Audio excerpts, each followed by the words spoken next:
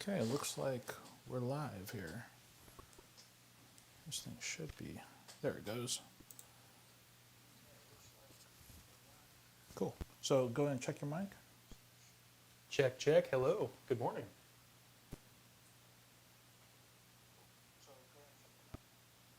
A little lag. Yep, there it is. So I'll hit mute on that.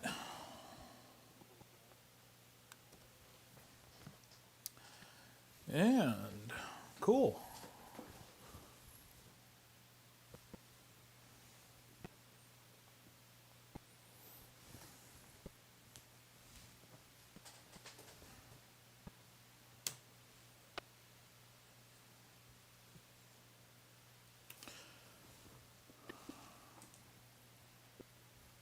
Cool. Come on. Okay, so we are live. Yeah. All right. All right. Let's go to the camera here, and we'll check this on out. Cool. Welcome, Mr. Singer. How are you doing? I'm good, Mr. Berg. Thanks for having me here. Oh yes, yes, yes. Oh, you can't use my real name here. Oh. Wait, no, just kidding. Oh my gosh. Oh no. Hey, Edit. so super excited that we are here today for our very first live interview on the Mumbling Editor.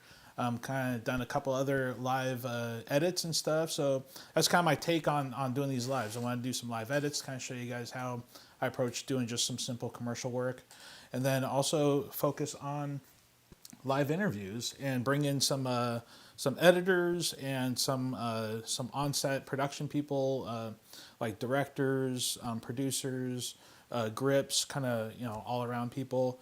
And in the future, we got some pretty cool guests coming on up. I got one guy here, Mr. Eric Singer, and then we've also got some other great people. We'll tease that coming up. But anywho, let's focus on Mr. Singer here. Yeah. Yeah. So we've known each other for quite a while. Yeah. We both started working over at a local Fox affiliate here in Oregon, where we live, and we both were Master Control, and started learning to edit, tagging promos and stuff. That's where I learned. So you went to you went to film school actually, right? No, And I didn't go to Full film Sail, right? school. Full Sail is a film school, but I focused on the on all the recording aspects, recording audio and stuff. So I did like studio recording and learned some on-set stuff, but I focused in the studio world of mixing bands, recording bands, doing that type of thing, and kind of fell into video. That's for a tale for another day. Yeah. But So I had a different path, sort of, because I was a theater major in college, and I was always interested also in like filmmaking or storytelling or whatever. And I didn't know really of any. I don't know why I didn't know how to find like a film school, or so. I probably would have rather gone to film school, but it just didn't seem like an option that was available or wasn't nearby. So, but I got interested in the theater too, and I was a theater major, which has a lot of similarities because you're mounting productions every term. So you're learning how to build sets and light things and do sound and acting and all, scripting and just everything. So other than the only difference is you're not putting it on camera, you're just doing it for a live audience. But a lot of it's kind of similar. So, and it's funny, one of the guys that works on the local crew, Kirk, when I worked with him a couple years ago, I realized that we had been in college together or something. Yeah. I don't think he was in college, but I think he did one of our plays or something. So. Yeah. He's a fantastic local grip, an amazing director. And we had worked on a couple plays, I guess, when I was in college. And I guess he said he wasn't a student, but I was like, oh, so it's kind of this similar community of video production and theater production. There's probably a lot of crossover. But yeah, and then when I got out of college, I just somehow stumbled into this job at the TV station, and that's where we met. So. Yeah, okay. And but I wasn't doing production at first. I was just doing the master control, which is just like I was on graveyard shift, switching infomercials or whatever. So, but that was that was almost like film school for me, because it was like now I had access to editing equipment, And when I was done with my work, I could just go there and play with it and just learn stuff. Yeah. And then when the producer left, I just said I can do that job, and they just let me do it. So you kind of learned on Media Composer back then. Media Composer, yeah. And then there's also like some 3D apps that you're using. What were those again? Do you Oh, remember? I think there was one called like Infinity or something, but I didn't. They had Bryce, but I found that extremely difficult to learn. I didn't. I think back then there didn't exist the amount of YouTube tutorials and things that there are now. Yeah. So This was it was just before like going YouTube. through either the help menu in the program or the instruction manual, which was like a phone book. So I tried learning Bryce, and I didn't. And from what I saw of the demos, it was a very good program, but I didn't have the patience to learn it. So. And I learned a tiny bit of this Infinity program, and I think that went away pretty early on. So I mostly just stuck to just the compositing, Media Composer or whatever. Okay. So. Cool. And that's probably why if you see my demo reel in the background, so many things that I built are like fake 3D. Oh, okay. You know about fake 3D. It's interesting. You can't tell them about that. That's one of your tricks. This is where they learn all the movie magic, right? There's a lot of putting two-dimensional objects in a three-dimensional space and like rotating them around, and it kind of looks like 3D, but it's not. So. It's like a 2.5D. I think is the technical term for that. Okay. All right. Yeah. I think that was kind of coined in like Adobe and After Effects. The whole 2.5D. All right. At least that's where I kind of heard it, the first term of that. But okay, so you're an in-house editor. Do you do like freelance work? You do your own YouTube videos? Yeah, I haven't really taken on any freelance work because I just sort of thought I would rather do stuff I'm interested in on my off time, So I started doing the YouTube thing. So. But that's sort of a choice where it's like it's more creatively fulfilling, I guess. But I'm not earning any money on it currently. So. Okay. And that's like you focus on telling little stories and backstories from the late show, correct? Like with David Letterman, late night television, Tonight Show, and stuff like that. It was just one of those weird things because I had lots of interests, but this one video I decided to put together, and it got a lot of interest from people, so I kind of started doing more of those.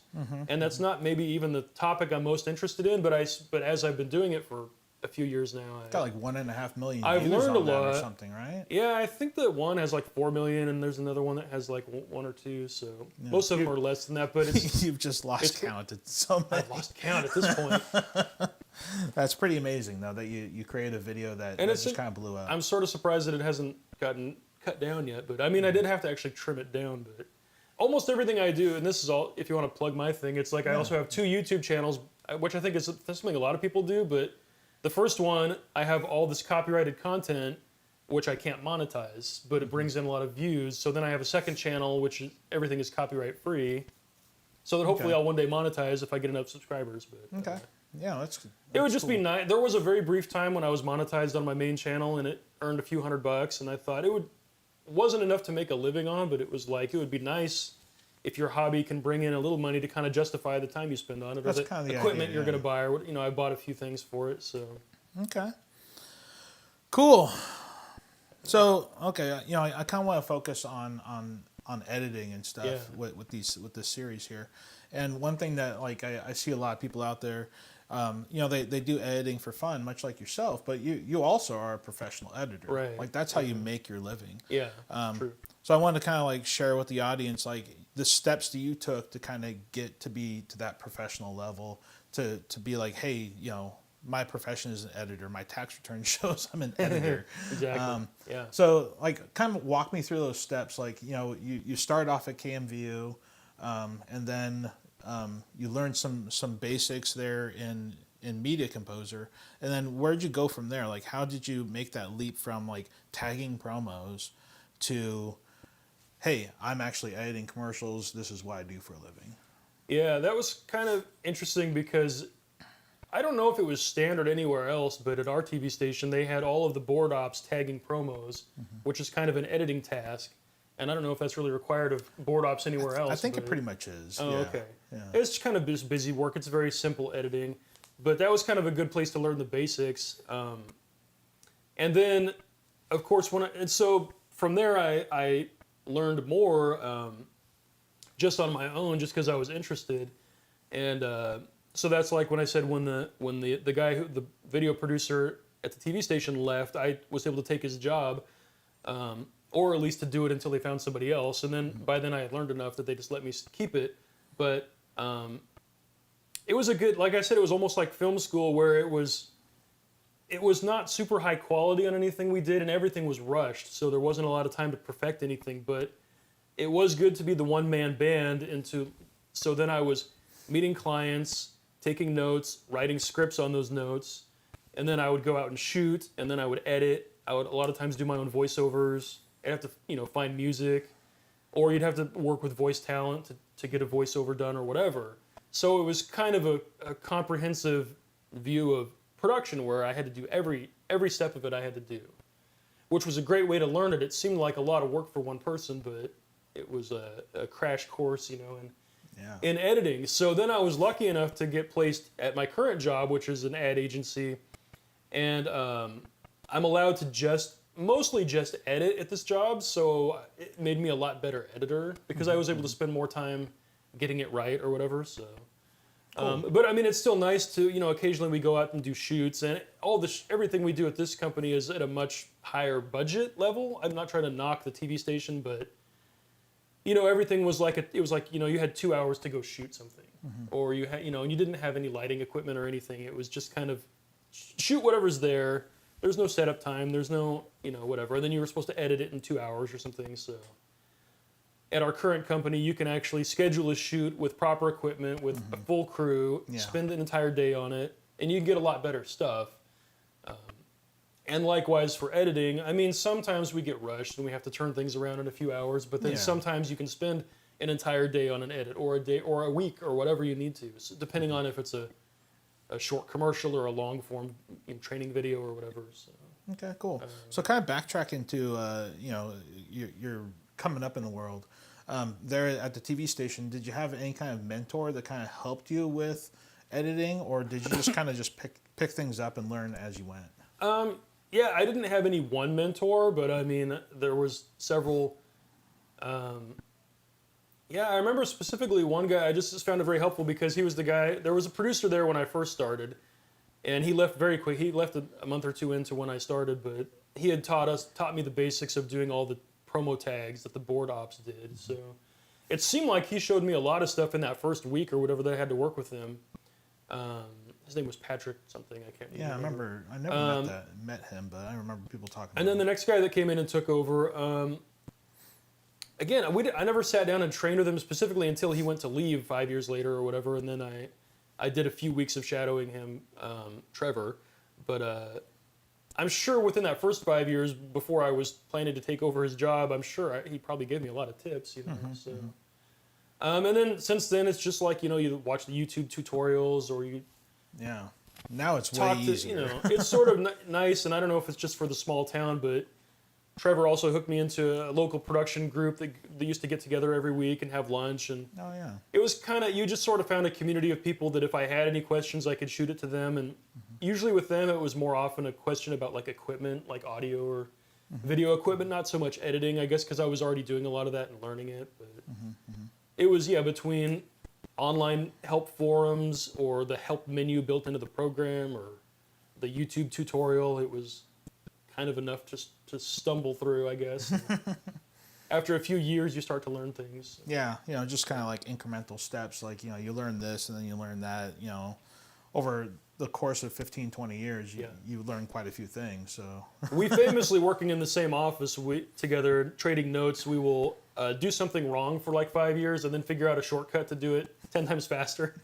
Oh my goodness. And then it's like, why didn't we learn that 5 years ago? Yeah. So. One thing was like, I shouldn't admit this. This is really, really kind of embarrassing, but we get all of our scripts and they've always been printed. And then, so we would always just manually type in the disclosure, and you've all seen disclosure on commercials and stuff. So manually typing this in, would lead to typos and just problems, and just take some time to do that. And then we finally figured out, like years later, that like all these scripts were stored on our servers, so we can just pull it up in Word or whatever and copy and paste it. And it's just like when that happened, like we're just like all. Why didn't we not do this from day one? I guess we're like unaware that it actually resided on a server somewhere, but I think we're in that generation that learned the hard way about automating tasks. I think my wife had something similar, and she works at the same company, and not in video production, but it was something about how she would have to, like, you know, she would receive an email with a bunch of tech stuff, and then she would type that into another email and send it to somebody else or whatever it was, and it's like, wait, why can't it just copy and like paste? at some point in this process, somebody typed it the first time. Why can't it just like be electronic every part of the, you know, down the pipeline after that? Why would anybody ever have to take that and visually read it and retype it? I think every department does that. And then they go, wait a minute. This is like stuff you can that automate it. we figured out like 10 or more years ago. But at the time, it was just like all, it was told palm slap. Yeah.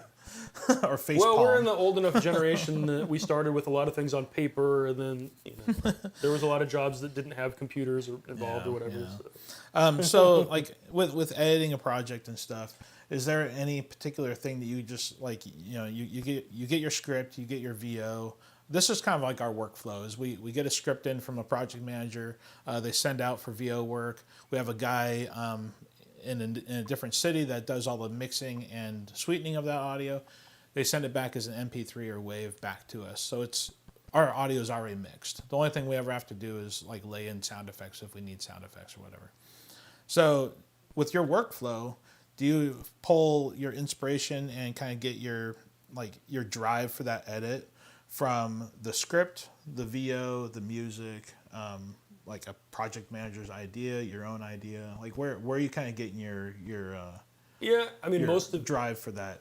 Most of it comes from the script, because we're not really pitching ideas. We have sort of gone back and forth over the years on that. Like maybe at some point we'll get to pitch creative ideas or whatever, but usually it's already written into the script that we get. So it's mostly just interpreting that visually, I guess. So, Okay. But yeah, I think a lot of it, the style kind of depends on, and depending on the store and what they're looking for. Some of them, we do almost exclusively car dealership commercials, so some of them just want the old-fashioned, like, let's jam as much information in as we can. And so you get a very fast read because there's a lot of copy. And so then you end up visually making it more, I don't know, action-y. We call it a slam spot, right? Or there's just information constantly slamming at you. Then maybe you have fast-moving keys or whatever, explosions, transitions. We kind of got the old school style. We used to do a lot of explosions and glass shatters and knife cut, slashing prices, and we've kind of gotten away from that. But it's still, on those spots, you're still doing a very fast pace, and you kind of have keys slamming in, and so that kind of dictates the visual style. Versus sometimes you get a calmer spot where it's more of a what do you call it? Just a beauty spot or whatever. More of a branding spot. A branding spot. Yeah. Or maybe a story skit spot or whatever, but sometimes it's a little slower, and then it's you make your look a little more elegant or clean, or you try to or whatever. So, I mean, it's always great if you can. There's a few of them in my demo reel that come up somewhere, but they're just. I was remembering one of them. It's a really old spot, but it said something about get a great deal, and so I just decided to have it like dealing cards, and that wasn't in the script, but it was just kind of something visually interesting I thought I could do. Like I had cards on a poker table, and they would flip over to reveal a car or a price or whatever. So that's what you've always those are been sort of the really good interpretation. With. You kind of like you take like a word in the script, and you just kind of like you flip it around and turn it upside down, and then you're like, oh hey, instead of just like getting a deal, like you're making getting money off of this, doing the cards. You kind of do that a lot with your spots, which I've always really I was gonna say, I don't know if thought I've done were that, super cool. done that as much recently, but I used to do that quite a bit. Yeah. I need a drink. And you were good at. You're the one who can track. This guy does a lot of tracking stuff. So when they film a guy who says he wants to be spinning a basketball on his finger, but there's no basketball there. This guy can do the CGI basketball and track it onto the finger. So that's your expertise. That's one of your many expertises. I try. There's only so good you can make it look. Especially when it was shot in like 4:22 space, and I think it was 8-bit, and trying to pull a track, and then like the background's all blown out, so you're trying to pull a track on a finger with a blown out background. kind of a You nightmare. got to go in and clean up a lot of keyframes after. Yeah, there's a lot of finessing for stuff like that, but those are fun spots and stuff. Yeah. Okay, so like that's kind of where you pull your inspiration from, is mostly the script and stuff. But then you do all your late night, inspired YouTube videos. Yeah. Where do you kind of get your inspiration from for those videos, as far as the story you're trying to tell, and then also just like the graphical look and graphical treatment, the motion graphics of those pieces. How do you approach those? I haven't done a ton of graphics. I've done a few. Some of them you'll see in the thing back here, but as far as the stories, I've been kind of lucky. The first one was just something I stumbled upon, which was this Jay Leno and Conan O'Brien media feud, because the fight over the Tonight Show or whatever. That's just something that happened when I was still watching TV. I don't really even watch live TV anymore. It's usually streaming stuff. But back when I was watching this thing happen, and I thought it was a cool story, and this was kind of in the early days of YouTube, and I saw a lot of clips coming up sort of explaining it, but nobody had the whole story, so I wanted to take all these clips and put them together into one narrative. That's super cool. That was the first one I did, and then I've been lucky since then, because I got so many comments on that one that kind of said, what about this story, or what about this story? And some of them aren't interesting to me, but some of them are, and so it seems like every time I'm doing research on one project, I start hearing about another story that could be interesting. And I mean, by now I have a list of 20 that I could go to and produce if I just have enough time. So the stories kind of have sort of linked one off of another, I guess. So Okay. and then visually, it's just sort of whatever I need to do. I've done more lately, because originally I was going to do this documentary style video, more or less, to sort of tell it in their own words. The other thing I found was that there were some people that already had covered the same topic, but it was a lot of like, here's a 10-minute video of some guy talking about what he thinks about the subject, and he'll show 5 seconds of clips or whatever. And I'm like, I kind of want to hear what the actual people thought about their own little media event or their own story. So I was trying to get as many clips as I could and as little narration from myself as possible. Okay. Which kind of, I think, works against the YouTube model. They want it to be more of yourself. You in the YouTube. But as I've gone from that first story had so much media coverage that I was able to find all these talking heads talking about it. Okay. And I was able to link the whole narrative without doing any of my own narration. But you're kind of take like the news approach to it, of like, I guess so. How like a reporter would go on out and interview all these people, put the package together. Yeah, it's kind of like a package, I guess. And, yeah. But as I've gone, the more obscure stories that I get to, the less video at least can be found on YouTube, because most of it's just something that somebody uploaded at some point. Yeah. It's not from an official source, so then I'm researching newspaper articles or magazine articles or whatever I can find on the internet. Okay. And so it requires a lot more narration for me to kind of link the pieces together. So, and then I get into graphics, support. There's one where I built a big TV grid of the week and all the programs on it, and just sort of try to figure out how to make that look interesting visually. I usually create a title sequence for each video that's animated or something. So Nice. It's just little pieces here and there, but it's just. So we haven't even plugged what the name of your channel is. Oh, okay. Well, go to Fanboy Films right now and log in and watch all the cool videos. Let's jump on over there. So this is his channel. So Fanboy Films is mostly filled with copyright-heavy videos, so I can't monetize my channel. But they generally allow me to keep everything up. They put copyright claims on every video, so they can make money off of it, the copyright holder. But they don't usually prevent me from putting it out there. So although a few of them have been blocked. And then I started a second channel, Fanboy Films 2, which just has my commentary videos, which that's why I started the second channel, to hopefully have something I could monetize someday. So. Yeah, that's pretty cool. It's been pretty successful. And then, everybody does Patreon or something, or they sell merchandise, and I'll probably eventually get to all that. Yeah. But I don't need it for income right now, so it hasn't been a pressing issue. So yeah, I have a day job. So. My approach to YouTube is just it's not about the income. It's just if it starts making money, that's cool. It's not really about that. It's more about just kind of creating good content and good tutorials for people to learn from. But my channel is a little different than yours. Yours is for the entertainment value of it. And you're doing instructional videos right now, which is cool. Yeah. which is exactly the kind of thing that I watch when I need to learn how to do something. I go. So like we recently learned a whole new editing system at work. So and every time you have to ditch everything that you used to know how to do and learn a whole new one, it's kind of a huge learning curve. And so very quickly I learned the basics of just like timeline editing and cutting a spot together. But now it's like every time I do, I go, oh, I need to learn how to do a green screen. I'll just watch a YouTube video. Yeah. Or I need to learn how to do 3D animation, or I need to learn whatever. And it's just like there's almost a YouTube video for anything you want. So, and then go to this guy's channel. It's got all the best ones. So. Hey. Okay, cool. So you don't particularly focus on like just one kind of style with your edits and stuff. I guess like with your YouTube, you basically have a branded look that you've created, like blues and blacks. Yeah, definitely for the late night videos I've been doing. Yeah. Like your commercials and stuff, they usually kind of stay within the same genre. Like you're not like floating in between like just standard motion graphics animations and then doing glitch and then doing like film weirdness, and you usually don't kind of float in and out of styles. Like that's true. You've done a lot more. What's your approach to your thought pattern with just your overall style for your edits? Yeah, for the commercials, I mean, unfortunately, a lot of it is just sort of keep it clean and turn it around quickly. So, okay, we build a lot of presets that we use. I might use the same sort of transition preset for several different stores.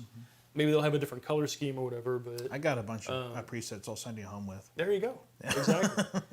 So yeah, and then since this system is still new to me, I haven't like pioneered a whole bunch of new transitions or something like that, So you've done more of the glitch transition or whatever. I used to do like a lens flare one, and then I was like, oh, I can't find a lens flare in here, so I'll just keep doing this clapboard transition, right? But, yeah. It's nicer when you have more time on a spot, and we always talked about getting to a point where your spots didn't just have like slam transitions from one section to the next, where they would kind of all flow into each other. I've done things like that in the past, like. Doing that I always fluid thought edit. When we worked on Avid DS, that's still probably my favorite editing system of all time. It seemed to have the most tools in it or something. And, it's pretty robust. Resolve is great too. It's just different. It's a different workflow, and I still don't know where to find all the tools, so it's just different. Flame was super cool because its timeline wasn't the greatest, but its 3D side and 3D compositing was just second to none. Like it was amazing. So you can really get some really cool, unique looks. But then, like Avid DS and Resolve have like the similarity of being able to create these presets for transitions, for full composited scenes, for anything you can think of. They both did that. DS was way easier for creating these presets, but then Resolve is like it's pretty cool too, that you can actually do these, and that's kind of strength to it. See, I just haven't gotten into that really. I guess since we started Resolve. In DS, I did a lot of building presets for transitions that I could just, I could spend a lot of time building one because then I could use it over and over again. And then I would have a whole gallery of 10 or 20 different transitions, so it wasn't the same thing every time.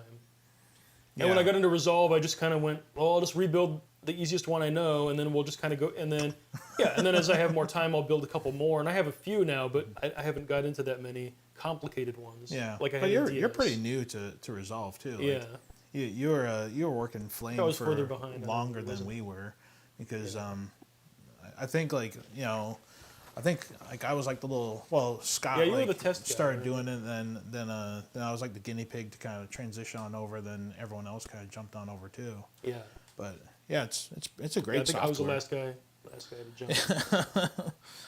Okay, so it's hard to sometimes wrap your mind around, because with Flame, when we started Flame, it was so hard to learn it because it was so different from DS. At least for us, it seemed pretty hard. For me, it was very hard.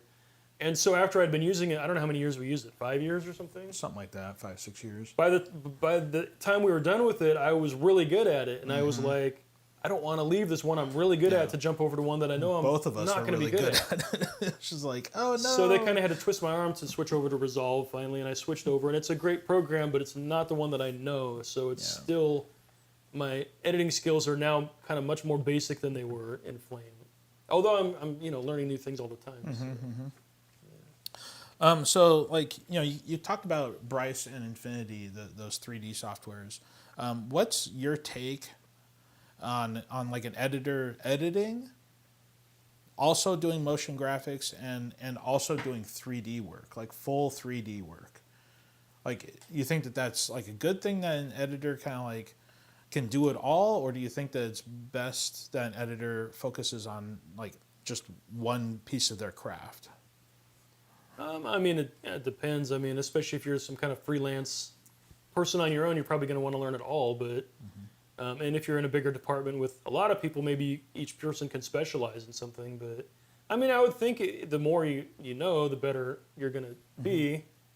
But I know how many tools are in each of these things. So something like 3D, you could probably do 3D just full time and still never learn it all. So like to think that you're going to learn the linear edit, non-linear editing, timeline editing, and it's just break down anything. Like you just do audio. Audio is its own field, or just do color correction. You could just do nothing but color correction and get really good at that. So, I mean, if you have the opportunity for people to specialize in a department, that might be good. But you were doing Cinema 4D for a while, right? I was, for a minute, and I didn't get into it, but I saw what you're doing with it, and so I know it's pretty complicated. So. Yeah, Cinema 4D was super, super cool. I really liked it, but the renders take so long, and when I'm having to bust out commercials in just a couple hours, or like some days, like we have we have to do like 3 to 12 commercials in a given day. So if you have like that much of a workload, and you need to like all of a sudden create this 3D scene and wait for it to render out for an hour or 2 or 3 or 4 hours, you just don't have the time for it. Yeah, that's why like in our line of work with high volume commercial editing, it's good to have as many presets built as you can, or templates or whatever. Yeah. So that you can try to come up with something that actually looks really good in a shorter amount of time, but it just doesn't always work. A lot of times we're still building spots kind of from scratch every time. So, I mean, there's a lot of presets I use, but... Yeah, back in the day, like we were able to do like a lot of, just kind of like a campaign for a bunch of different stores or clients. And then spend like a day or two creating that campaign, and then you get like 20 stores that jump onto it, and then we would just like bust them on out. Now it's like there's so many like one-offs, like everyone wants their individualized spot, and some of them come through like, oh hey, this is based on the same idea, but like it's going to have some different elements, so you can just kind of copy and paste and stuff. And even if things aren't even like the same look, you can still copy and paste from other spots and just kind of like quickly get through some stuff too. Yeah. Okay, so to kind of like wind up this interview and stuff, I kind of wanted to like focus on what's your take on people are like on YouTube and just editing their own videos, and if they want to go pro with this like editing, like what would you recommend for them to be able to do that?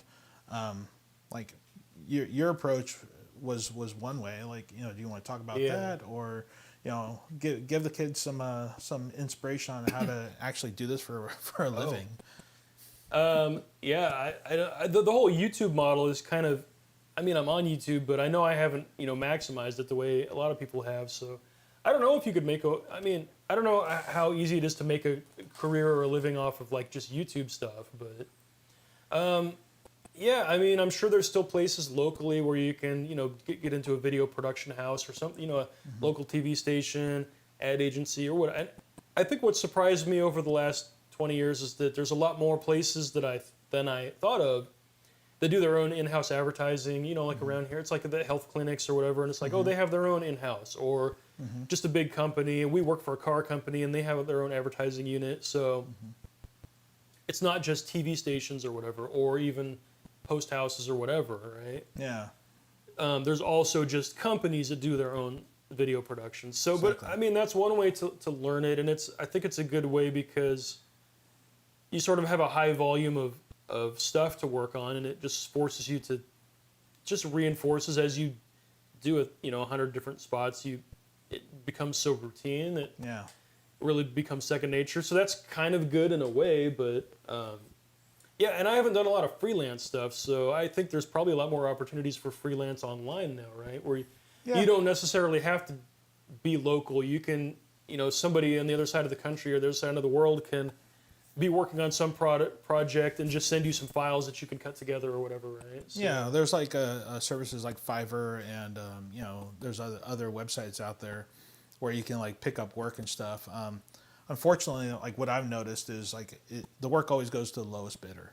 mhm. So a lot of these people are they're doing like a full 30 Sort of- second commercial edit or like 1 or 2 minute edit for like $30, $50. They're kind of lowballing everybody. Yeah, So- it's like, okay, is that worth it for you to spend 5-6 hours on a 2 minute edit for $50, $100? And I mean, the good thing is nowadays, I suppose that the sort of consumer or prosumer level equipment is getting better at a lower price. So, I mean, you wouldn't be able to do that if you were spending thousands and thousands of dollars on equipment. You couldn't afford to do a spot for Oh, yeah. $30 Yeah. or whatever. But so maybe the equipment is cheaper now, but I mean, still, it seems like you're kind of lowballing it. No, and- it's not necessarily about the equipment anymore. It seems right. like it's more about your hourly rate. How much do you Right, want yeah, to get paid? yeah. Do you want to get paid $5 an hour, or do you want to get paid $150 an hour? I mean, if you're going to make a living at it, it has to be a livable wage, whatever that is. Yeah. So, yeah, you have to realize how many hours you spend. I mean, it depends if you want to just spit out a spot that's just sort of like the bare minimum, or do you want to actually be proud of your work and make it look good and spend more Yeah. time on it? But it might take you many hours, to do a spot or a day or two or whatever. So, Yeah, I think that's like with the focus of just the level of client to go after too. When you're first starting out, doing the local mom and pops and stuff is great because that gets your feet wet and you can get your chops up. Once you build a reel and some expertise, then you can start going towards freelance work with like an agency, like just like a regional agency, like not necessarily in a huge market like Los Angeles, San Francisco, or New York, whatever, but if you're on the West Coast, you can focus on like Sacramento or Chico or whatever, or if you're in New Mexico, like Las Cruces, I'm sure has got like some small ad agency that just needs to pick up a freelancer here and there and stuff too. So you just kind of start growing, and then you can get to that level of like going to the big ad agencies, to the big post houses. So the big post houses are really always looking for people to do roto work. So you can pick up work that way too. Just get your roto skills up really good, and then start blanketing them and making those contacts through the internet or whatever. that just become a little tedious doing all that roto stuff, kind of. Well, now it's a little can be. easier. It's a little easy. It's definitely a lot easier than Avid DS days. Now it seems to be a little bit smoother with After Effects, with Resolve. It's got these built-in tools like the depth map that helps you. I've had luck with and without that. The depth map is definitely really a huge step forward with the whole AI workflow that's kind of evolving right now. All the companies have got their own artificial intelligence, motion or machine control or machine Learning. machine learning. That's what Flame Yeah. calls it. Yeah. Yeah. So that's just kind of take it that next level. So that makes roto work a lot easier, if that stuff works. Sometimes I'm having to still go on and just by hand to roto, but you kind of figure out tricks of the trade and stuff. Yeah. And I'm by far not like an amazing roto artist, not at all. But I understand it, and I would love to learn more. Yeah. Always looking to learn more. But going back to what you're talking about, freelance, and you've done more freelance work than I have, I think. So how have you gotten jobs or gotten contacts? Has it been because you have like a demo reel out there, or is it just like sort of word of mouth type stuff? Word of mouth, but mostly just connections over the years. My biggest job, I made one phone call. I let them know I was available, and they just latched onto me. Oh, okay. Good. Yeah. And But that's because I worked with the gal like Yeah. years ago in news at one of those TV stations. I made a connection with the she was a news director at the time, and now she's a president and CEO of a television channel. So she didn't need to see a demo reel because she was already familiar with your work, so Exactly. or your work ethic or whatever. Yeah, and that that call actually, it started off just doing like simple edits, and then it just got bigger and bigger and bigger because she just started really liking my work. So yeah, Nice. yeah, but yeah, you got any other comments or things? Like, let's see if there's what kind of questions we know. got here. I don't know. Did anybody chime in on the live? I got Paul. Hey, Paul, what's up, dude? Is that the Paul we know? So yeah, well, no, this isn't the Paul that we know. This is so Paul Neal is an amazing editor that I've known him since the Avid DS days. He's just bringing back some memories.